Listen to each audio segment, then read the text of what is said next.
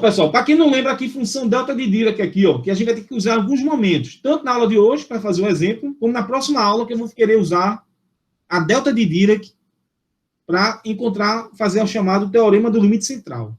Tá certo? Então, por isso que hoje a gente vai fazer uma revisãozinha aqui, a aula vai estar no YouTube também, para vocês poderem revisar, quem quiser, a delta de Dirac, que é em alguns minutos, né? Não vai ser uma aula sobre delta de Dirac, mas uma revisão rápida, né? O que é a função delta de Dirac? Eu vou pegar aqui uma representação bem grotesca, digamos assim, né? Bem simplificada, né? Da função delta de Dirac. Imagine que você tem uma função, tá? Que é tipo uma função retangular, que ela é quase simples zero. Quase simples zero. Aí quando chega aqui, próximo de x0, ali em torno de x0, ou seja, L sobre 2 antes e L sobre 2 depois, né? Seria isso aqui, né? Seria essa posição aqui, mais a direita seria x0 mais L sobre 2. Essa posição à esquerda, né? Seria x0 menos L sobre 2. Tudo bem? Então, ela tem largura L, né? Ela tem largura L. E eu coloquei que a altura desse retângulo é o inverso de L. Curiosamente, se esse retângulo tem largura L e altura 1 sobre L, quanto é que dá a área dele? Multiplica ali, ó. 1 sobre L vezes L. Vai dar quanto? Vai dar 1, né? Vai dar 1. Então, ou seja, eu estou pegando aqui uma delta de Dirac, que é definida da seguinte forma. Quando esse L vai a zero, o que é que vai acontecer? Aquela região retangular, ela vai ficar bem estreita. Tanto estreita como também alta, porque a altura dela vai com o inverso de L. Então, a delta de Dirac, ela pode ser representada por uma função retangular, em que é dada por definição que essa função é muito estranha, né? Um pouco estranha. Ela é nula o tempo todo. O tempo todo ela é nula. Ou seja, para qualquer valor de x diferente de x0, ela é nula. A não ser quando x é igual a x0, ou seja, uma espécie de singularidade, né? Isso, ela tem uma singularidade, ou seja, naquele valor x igual a x0, ela explode e vai para infinito. Então, isso é a função delta de Dirac de uma forma, uma definição da delta de Dirac, não é isso? Tá certo? Tá? Propriedades.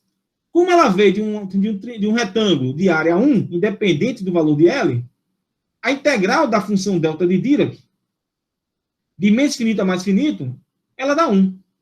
Né? Porque se você integrar ali, ó, esse epsilon seria exatamente esse camarada aqui, aqui seria epsilon, e aqui seria menos epsilon. Né? Então, se você integrar aqui, ó, em torno de x0 mais epsilon, ou x0 menos epsilon, né? Todos os outros valores que você não pegou ali em torno de epsilon ali, né? Eu peguei o epsilon exatamente nessa região estreita, o epsilon, né? Ele dá exatamente essa região estreita aqui, né?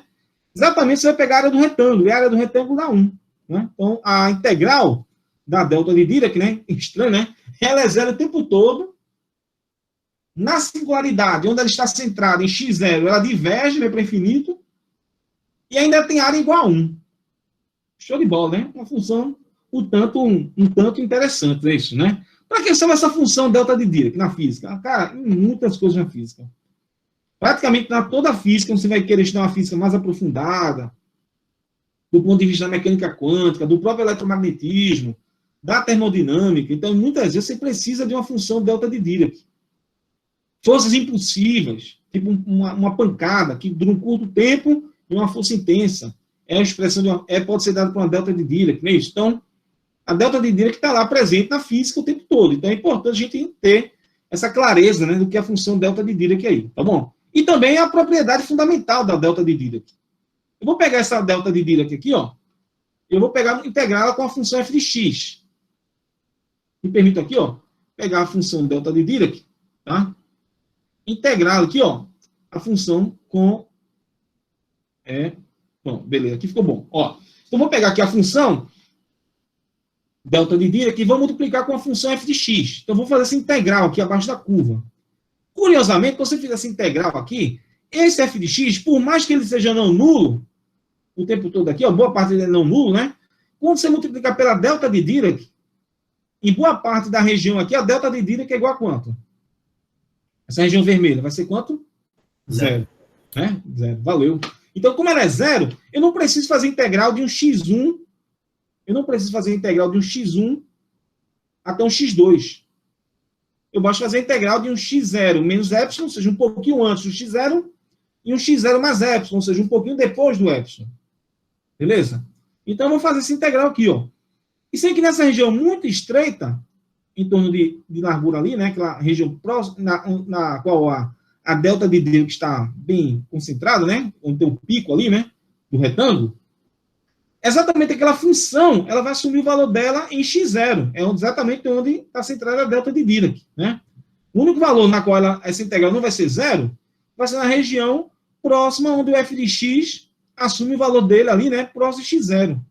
Então, esse valor aqui vai assumir o valor x0, né, vai assumir um valor que vai ser o próprio f de x0.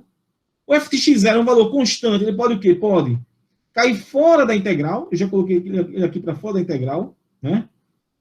E aí ficou só a integral da delta de Dirac, né? De x0 menos epsilon até x0 mais epsilon, que dá exatamente aquela área do retângulo, não é isso? A área daquele retângulo ali, ó. A área do retângulo, que é igual a quanto, pessoal? A área desse retângulo vai dar quanto? Que é a área da delta de Dirac. Dá 1, né? Dá 1. Resumo da ópera. Como isso aqui vai dar 1, aí vem a propriedade fundamental da delta de Dirac. E se você pegar uma função, integrar, fazer o integral dela com a delta de Dirac, fazer o chamado produto interno, né? A gente pode também chamar assim, né? Qualquer função integrar com a delta de Dirac, o que vai acontecer é que essa integral dá a função exatamente onde a delta de Dirac está centrada, ou seja, em x0. Show de bola? Em x0. É claro que eu peguei esse intervalo de integração, que vai de x1 a x2, ele contém o x0, né? Isso é importante. A gente fez aqui que o x1, ó, importante aqui, ó, que o x1, né, o x0 estava entre x1 e x2, ó. Importante isso, destacar isso aqui, ó. A gente considerou isso, né? Que o intervalo de integração foi feito de modo que o x0 esteja entre x1 e x2, para pegar o pico, né? E aí, claramente, tomar aquela região em que a área da delta de Dirac dá 1. Então, de uma forma geral, essa integral aqui, ó, de uma função com a delta de Dirac, ela dá a função exatamente onde a delta de Dirac está centrada, que é x0, é o f de x0, se o x0, né, estiver entre x1 e x2. Vou até colocar aqui que eu acabei esquecendo, se o x0 estiver entre x1 e x2. Tá? Se o x0 estiver entre x1 e x2. Mas se x0 estiver fora desse intervalo, né, não pertence a esse intervalo, aí claramente o que vai acontecer? Aquela integral vai dar zero, não é isso? Porque você não vai pegar o pico. Você não vai pegar o pico da delta de Dirac. Então, se você não contabilizar o pico dentro desse intervalo, você não vai pegar o pico e a delta de Dirac claramente vai ser o quê? Vai ser zero naquele intervalo. Show de bola, galera? Alguma dúvida aí? Então, ó, continuando esse complemento de aula sobre delta de Dirac, vamos aqui falar da representação da delta de Dirac aqui, ó. Relembrando aqui a representação da delta de Dirac, ó. A delta de Dirac, ela pode ser representada, tem várias representações. Uma das mais simples é essa representação retangular aqui, ó. Que você considera uma função igual a 1 sobre gama, quando x vale entre menos gama sobre 2 e gama sobre 2, tá? Exatamente aqui dá um retângulozinho, né? Uma função constante, e zero para outros valores. Tudo bem? Note que a área da função dá 1, né? Isso. Se você integrar essa delta de gama de x, dx, né? Sobre todo o intervalo, de menos infinito a mais infinito, isso aqui dá 1. Independente do valor de gama, né? Você tem a área igual a 1, né? Isso. Isso aqui é a área da curva, né? A área abaixo da curva, né? Isso. Aquela área abaixo da curva, ela dá 1, independente do valor de gama. Tudo bem? Show de bola?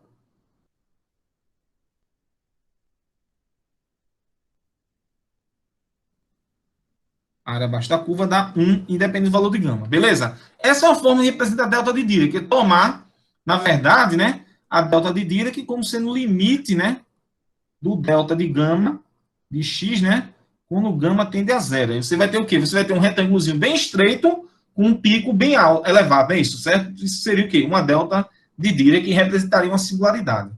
Existem outras funções que podem ser feitas ter esse mesmo tratamento, né? Qualquer função que tem um papel parecido com aquela anterior, pode fazer isso. Um exemplo é a gaussiana, né? Até a gaussiana, que é aquela função exponencial de menos x quadrado, 12 gama quadrado, tomei gama aqui como sendo, na verdade, aquela variância, né, da função, tá? Aparece aqui o sigma quadrado, né, tá? Isso aqui seria a função, né? Deixa eu sair do WhatsApp aqui, senão o pessoal vai vai vir aqui falar muito, né? Deixa eu sair aqui do WhatsApp, beleza.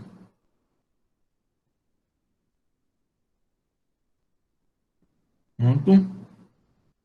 Show de bola, né? Então aqui seria o seguinte, quando a variância, naquela largura da gaussiana, ela vai a zero, né? Eu peguei aqui alguns valores, ó, 0,2 é a preta, 0,1 é a azul e 0,05 é a vermelha. Você vai estreitando aqui, ó, quando o gama vai a zero, a gaussiana vai ficando mais curta, né? Mais estreita e mais alta. Isso aí realmente vai conseguir esse gama tender a zero. Isso aqui exatamente vai dar delta de Dirac, nem isso, tá? A lorentziana também, essa curva aqui conhecida, né? Aparece muito em problemas de ótica e tudo mais. Né? A lorentziana é uma distribuição interessante. A integral dela também dá 1, você pode verificar. Faz essa integral aqui, você vai ver que a área dela também dá 1. Mas quando o gama ele vai diminuindo, de 0,2, 0,10 até 0,5, a curva também ela vai estreitando. Então, existem outras curvas, não necessariamente a função retangular. A função retangular, obviamente, é a mais simples, né, de todas, né? Mas existem outras curvas que, quando o gama tender a zero, exatamente a gente se aproxima da função delta de Dirac. Tranquilo aí, galera? Certo? Essas são representações da delta de Dirac obtida a partir de funções. Tem uma representação que é muito interessante, que é chamada representação integral. Ela surge a partir de problemas envolvendo série e, principalmente, transformada de Fourier. Tá certo? Quando a gente estuda série transformada de Fourier, a gente consegue estudar a representação integral, né, da delta de Dirac. Então, eu vou relembrar aqui com vocês, quem não lembra aí, né, já viu o curso de Física Matemática, a gente fez isso aí, né, mas quem não lembra, a gente pode fazer uma palhinha aqui, né, isso, né, desse problema, né, isso. Então, para isso, eu vou considerar a integral para n inteiro, essa seguinte integral aqui, a integral da exponencial de nφ, tá? O n é um argumento aqui, no número inteiro, show? O n é o número inteiro ali, né? Estou integrando em φ. O n é o número inteiro, que eu vou integrar de menos π a π. Tá certo? De menos π a π são os limites de integração, tá? Estou fazendo a integral aqui, ó, de menos π a π, de elevado a inφ. O que é elevado a inφ? É um número complexo, né? É um número complexo, e dependendo aí, né, você pode aqui usar a fórmula de Euler, aí você vai lembrar o quê? Que o E elevado em nφ, o que é o E elevado em nφ? Está aqui do lado. O E elevado em nφ, vamos lembrar aqui, ó. E elevado em nφ dá exatamente essa expressãozinha aqui, né, pessoal? Dá exatamente isso aqui, né? O E elevado em nφ. Show de bola? Usei a fórmula de Euler, é o quê? É o cosseno de nφ mais I seno de nφ, não é isso? Tá? O número n, lembrando que ele aparece aqui dentro do argumento da função trigonométrica. Show de bola, né?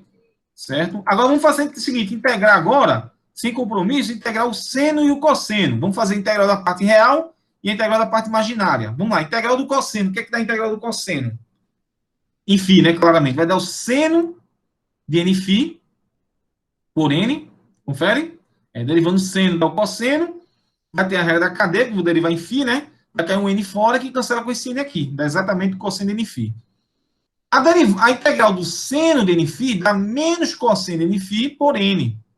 Dá menos, né? A derivada do cosseno dá menos o seno, por isso que aparece menos, que esse menos já dá mais aqui, ó, né? E divide por n, por causa da regra da cadeia, né? Vai cair um n fora, que cancela com esse de baixo. Tá? Eu motivei aqui ainda o i, que é o número imaginário puro, né? Isso, a identidade imaginária, tá?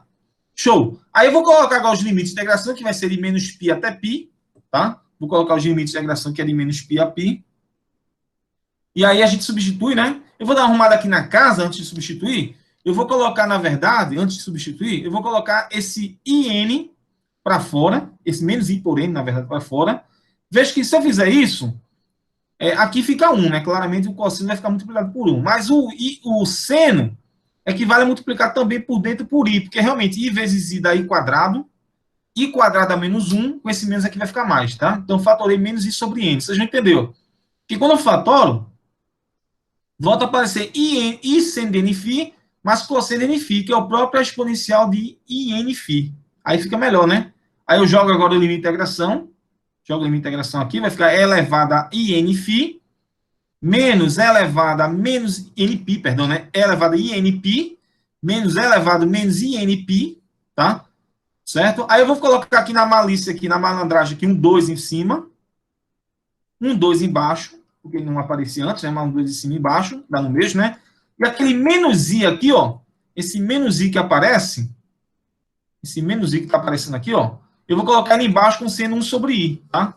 Menos 1 sobre i, lembrar que é i, né? Ou seja, eu posso inverter, né? Onde tem menos i em cima, eu coloco esse i embaixo. Show? O n mantém, né? Aí ficou legal, porque esse elevado a inπ menos elevado a menos inπ por 2i, isso é o seno, né? Isso é o seno de nπ. Tá? Isso é o seno de nπ. Tudo bem? Aí eu vou colocar, então, seno de nπ aqui, ficou, né? Aí eu coloquei também um π agora, adicionei um π embaixo e adicionei um π em cima. Não muda nada, né?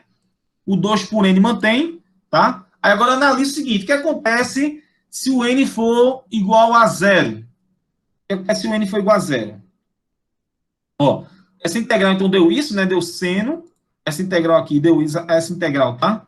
Eu peguei 2π também, inclusive, né? Curiosamente, peguei esse 2π para ser dividido, né? Então, aquela integral sobre 2π é uma espécie de valor médio, né? É um valor médio dessa função, né? A integral dela dividido pelo intervalo onde ela está sendo integrada. Então, o valor médio dessa função é elevado em nφ, dá 100 de nπ por nπ, né? Então, curiosamente, quando o n é zero, quando o n é igual a zero, ela dá 1, né? Porque vai ficar exatamente zero, vai dar aquele limite, né, pessoal? Sendo de zero por zero, né? Sendo de zero por zero dá 1, né? Mas quando o n é diferente de zero, aí não tem jeito. Porque quando o n é inteiro diferente de zero, isso aqui vai dar não nulo embaixo, mas em cima dá múltiplo inteiro de π. E o seno de múltiplo inteiro de π dá zero, né? Então, ou seja, essa integral só não é nula quando n é igual a zero. Tranquilo aí, galera? Beleza? Dúvidas? Aí você vai dizer, o que é que isso tem a ver com delta de Dirac? Tá percebendo ou não isso aí? Sacou? O que é que isso tem a ver com delta de Dirac, não é isso? Né? Então, isso aí tá tudo certo. Ó. O que é que isso tem a ver com delta de Dirac agora? Vamos lá. Eu vou lembrar vocês que eu poderia também reescrever essa expressão de outra forma. Ao invés de colocar um n, eu poderia colocar um n menos m, onde n e m são números inteiros. Tá no mesmo, né? N e m são números inteiros, né? Não muda nada, né? Ou seja, para que n menos m seja zero, basta, na verdade, que o n seja igual a m. Então, se eu tiver dois números inteiros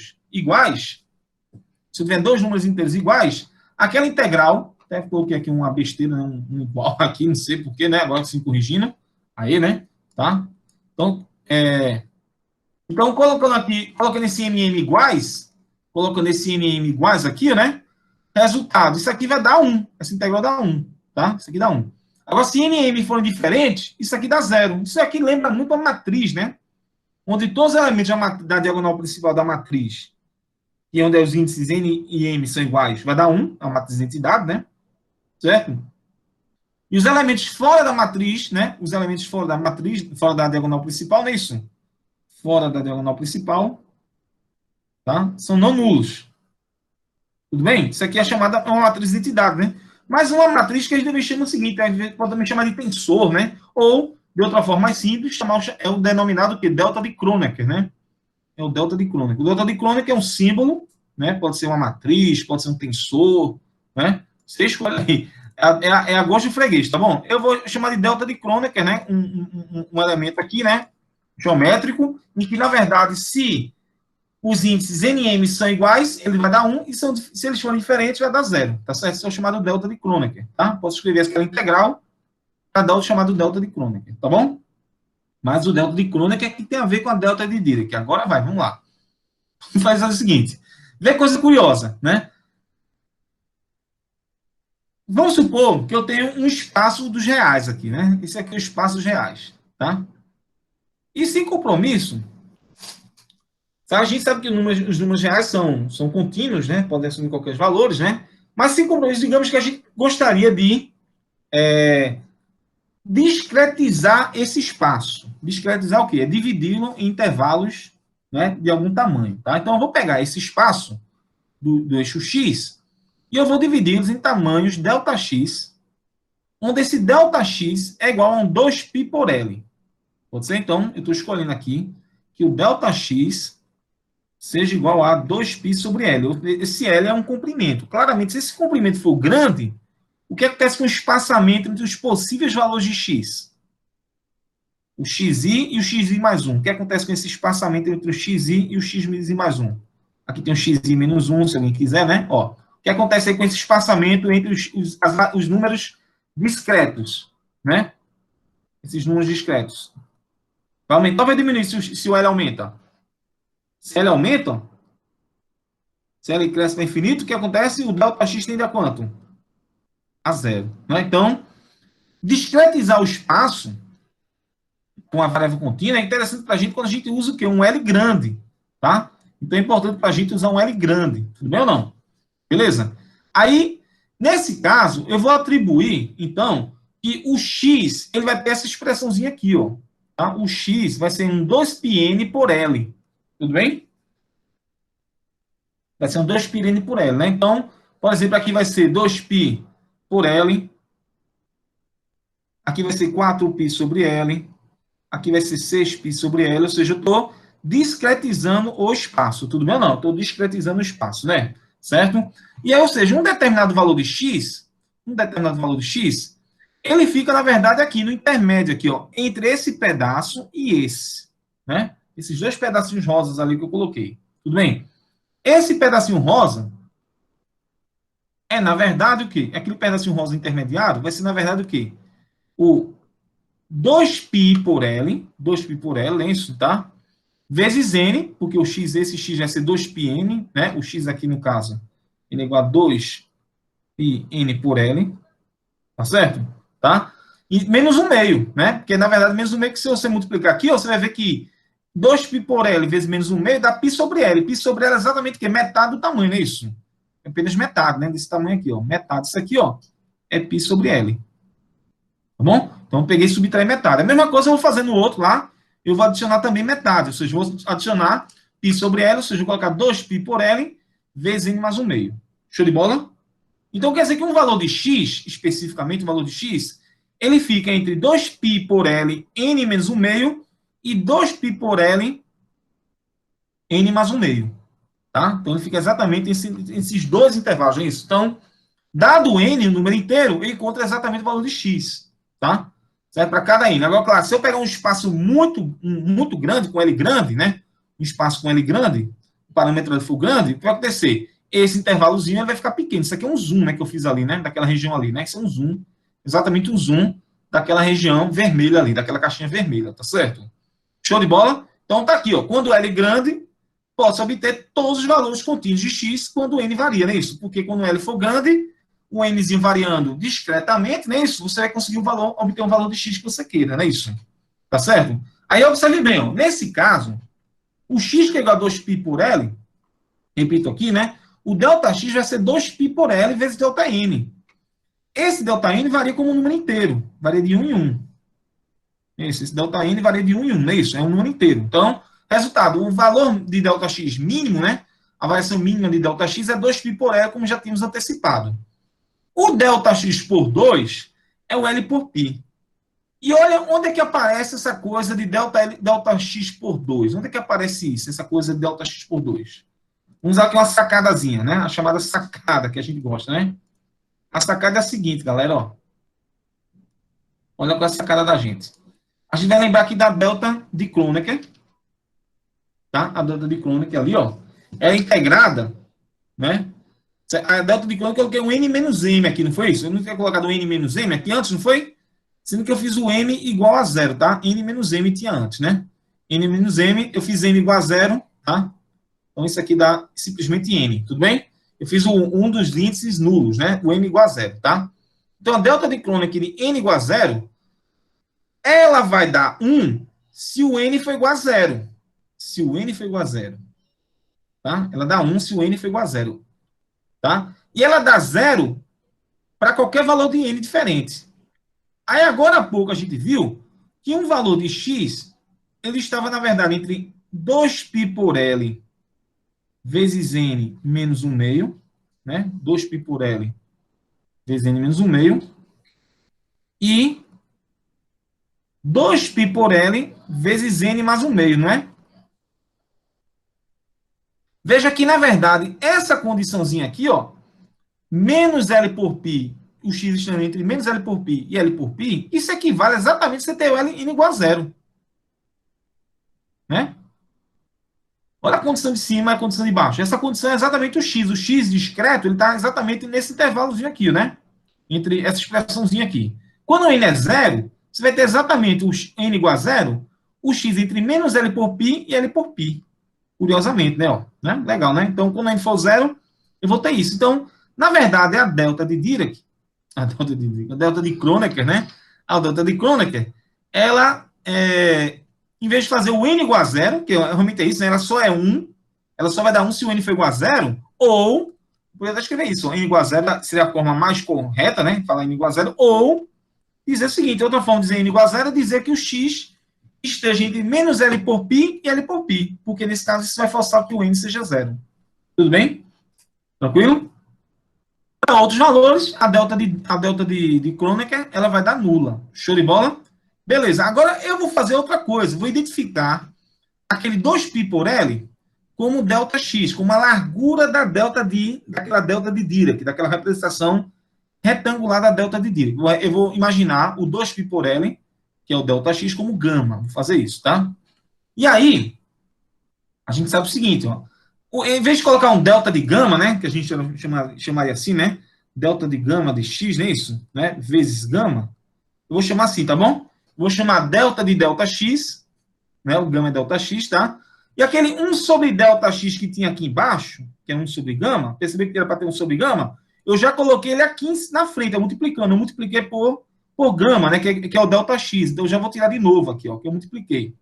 Então ficou assim, né? Claro, isso aqui é a área, isso é na verdade o quê? A área, isso aqui na verdade é o quê? A área da delta de Dirac, né? Que dá 1, tá bom? Então isso só dá 1 se o x está naquele intervalo entre menos ΔX sobre 2 e ΔX sobre 2.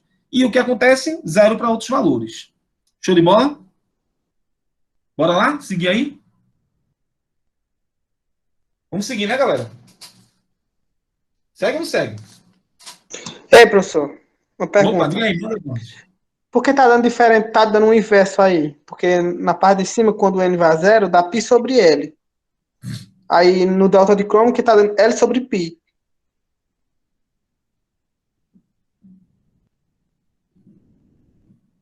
Tem alguma relação entre esses inversos aí? Não, tem não. Não é porque eu errei em cima, cara. Vê ali se eu Ah, errei em cima. É para dar π sobre L, não? isso. Aí Ah, sim. e pi sobre L. Peraí, então. Essa Tava vez eu vou tentando, deixar, essa vez eu vou deixar sair errado aqui. Essa vez eu vou deixar sair errado. eu Tá tentando tudo entender a bem. matemática. Rapaz, será que tem alguma coisa aí? Eita, Lele, tudo bem. Aí tá certo agora, não tá? Beleza, galera. Eu errei ali em cima e sobre L, é isso? Ah, tudo bem, né? Pi sobre L. L sobre pi, L sobre pi. Agora tá certo, né? L sobre pi. E o delta x também aqui tá errado, né? Então vamos já corrigir aqui, ó. Delta x que eu vou escolher como sendo quem? L por pi, não é isso? Na verdade, delta x é 2L por π. Exatamente o que está aqui, ó. Já antecipado antes, né? Show? Foi agora?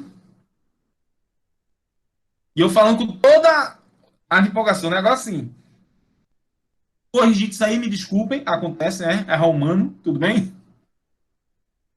Mas então vai ficar assim, ó, 2L por π, né? É o gama, agora sim, intensidade de comprimento, né? Tá certo? Aí, ou seja, se você pegar o L por π dividir por, ou delta x por 2, você vai ver que delta x por 2 é exatamente quem? L por π, né? Então fica exatamente a mesma coisa, ou seja, aquela delta de Kronecker pode ser igual a exatamente que a delta, aquela função delta, né, com o de gama. Show de bola, não? Isso aqui não é a mesma condicional, não é? A mesma dessa, né? São condicionais iguais. Como são condicionais iguais, eu posso escrever aqui, ó, que a delta de Kronecker, não é isso? Que a delta de Kronecker, tá? A delta de Kronecker vai ser exatamente essa função delta, né? E curiosamente, seguinte, outra coisa importante, ó. Essa função delta aqui, delta de deltazão x, né? A delta, que é uma delta de gama, é exatamente a delta de Dirac quando o delta x vai a zero. Ou seja, essa expressão aqui, ó, ela pode ser também usada para representar a própria delta de Dirac. É só igualar. Eu vou igualar esse camarada com esse, que é igual a esse aqui, tudo bem ou não? Vou igualar esse termo com esse aqui, tá? E esse termo, lembrando que é exatamente a integral, tudo bem? Então vamos igualar aqui, ó, vai ficar assim, ó, delta de deltazinho, né? Deltazinho, né? De deltazão de x, vezes delta x, que é a área. Isso aqui é a área da curva, né? A área da curva. É exatamente a delta de Kronecker, de n0, que é o integral. Show de bola ou não? Eu igualei, ó, essa expressão aqui, ó. Vou circular então para vocês, ó. Eu vou igualar essa expressão. Pode ser? Vou igualar essa expressão com essa aqui, ó. Show de bola? Vou igualar essas duas.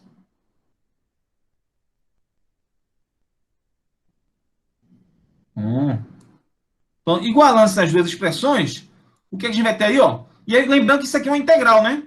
Lembrando que essa aqui é uma integral. Então, vai ficar assim, ó. Delta de delta x, deltazão de x, delta x, é igual a delta de Kronecker, que é essa integral, tá?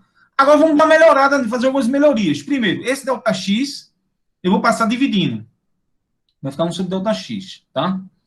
Vou passar dividindo aqui, na verdade, né? Por 2π, né? E a integral vai ser de menos π a π de e elevado a nφ, dφ. Show? Tá bom? Vou fazer essa integralzinha aí. Vamos comigo. Aí, integra aqui, vai ficar assim, ó. Vou pegar, fazer uma mudança de variável. Onde eu vou lembrar aqui o seguinte, eu vou fazer uma definição, lembrar que o n não, vou lembrar que vou lembrar que o x é igual a quanto? 2πn sobre L, né, pessoal? Então, quem é n? N é quem? Lx sobre quanto? Sobre 2π. Pode ser ou não? Então, eu vou trocar esse n aqui dentro, ó. Vou trocar esse n aqui dentro. Então, apareceu lá aqui, ó, Lx por 2π, tá? Lx por 2π. E também eu vou lembrar que o ΔX, ó, o ΔX é 2π por L. Tá certo? Vou lembrar que o ΔX é 2π por L. Então, na verdade, esse ΔX que aparece aqui embaixo, né? O inverso de ΔX, vai ser quem esse inverso de ΔX? Vai ser exatamente L sobre quanto? Sobre 2π, não é isso? Invertir, né? Invertir. Aí, claro que vai acontecer o quê? Esse 2π, pois 2π vai dar 2π ao quadrado e vai ficar um L em cima. Vai ficar integral, L por 2π ao quadrado, integral de menos π a π, de E elevado a ILX por 2π, φ dφ. Show de bola? Vamos lá. Aí agora eu vou fazer o seguinte, vou fazer outra passagem. Eu vou lembrar que K, definir aqui um K, né? Como sendo uma grandeza, uma espécie de grandeza que tem, não sei se K seria bom. N, tá lá. N é isso aí, né? Lx por 2π. Tá, vou chamar o seguinte, vou chamar K de Lφ por 2π. Lφ por 2π.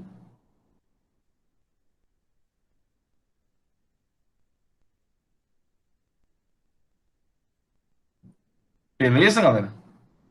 Eu acho que tem uma coisa, que o K eu queria que ele tivesse dado diversos comprimentos. E tá tendo dado de comprimento. Não é esse K que eu queria. Tá, tudo bem, beleza. É porque o L, perdão, eu entendi aqui. É porque o L não tem unidade de comprimento, né? Curiosamente, né? O L tem unidade de diversos comprimentos, não é isso? Não é? Apesar de L ter cara de comprimento, né? Mas ela inverte comprimento. Então, ó, o K tá certo, é um K que tem unidade inversa comprimento. Por que eu tô falando isso? Porque a gente, quando usa K em ondas, né? O K é o vetor de onda, ele tem unidade inversa comprimento. Então, esse L, como tem unidade inversa comprimento, apesar de aparecer um L, né? Ele é inverso comprimento aí. Então, o resultado, o K vai ser um Lφ por 2π, chama assim, tá? O K vai ser Lφ por 2π. Aí vou colocar dk como sendo L por 2π dφ, tá? Só questão de notação aí. Então, é claro, né? Ou seja, o φ é variável, fazer uma mudança variável, não é isso? Então, resultado, aquele L por 2π que aparece ali, né? L por 2π φ, tá? L por 2π φ, esse camarada, e o 2π aqui embaixo, e o φ fora, tá? Esses caras aqui, ó, eles vão dar exatamente o K. Então, apareceu o K embaixo aqui, ó. Já apareceu o K aqui, ó. Troquei por K, K de vermelho. Show de bola? E também, claro, o SL dφ por 2π vai dar um dk. Apareceu um dk também aqui, ó. Apareceu um dk. Ficou então só 1 sobre 2π fora. Tudo bem? Beleza? Agora note, isso aqui, claro, e também importante, quando o φ vai a π, o o K vai a L sobre 2. E quando o φ vai a menos π, o K vai a menos L sobre 2. Então, por isso que o limite de integração fica de menos L sobre 2 até L sobre 2, não é isso? Tá? Olha também os limites de integração como ficaram, não é isso? Olha também como ficou aí os limites de integração. Agora eu vou fazer o seguinte, eu vou fazer o L tender a infinito. O L tender a infinito é fazer o delta de x tender a zero, que é exatamente a largura da delta de Dirac, né? Daquela função retangular, ficar pequena. Então, o que vai acontecer? Aquela função, ela vira a delta de Dirac, né? A função vai virar a delta de Dirac, não é isso? E exatamente aquela integral, que era uma integral finita, ela vai virar uma integral infinita, ou seja, a delta de Dirac, ela é exatamente 1 sobre 2π da integral de menos finita a mais finito de elevado a i kx. Né? Integrar no espaço K. Ou seja, uma espécie de quê? É uma espécie de transformada de Fourier, não é isso? Tá? A delta de Dirac, beleza? É a transformada de Fourier, o pessoal que já estudou transformada de Fourier, não é isso, né? É a transformada de Fourier da função 1. Da função 1, da função constante, não é isso? É a transformada de Fourier da função constante. Beleza? Se você fizer a transformada de Fourier da função constante 1, você vai ter exatamente a delta de Dirac, não é isso? Tá? Show de bola? Se você quiser também trocar aqui, né, o x por x menos x0, fazer uma translação naquela delta de Dirac, não é isso? Você vai ter exatamente essa expressãozinha aqui, ó, né? Ou seja, é a forma integral da delta de Dirac, não é isso? Show de bola?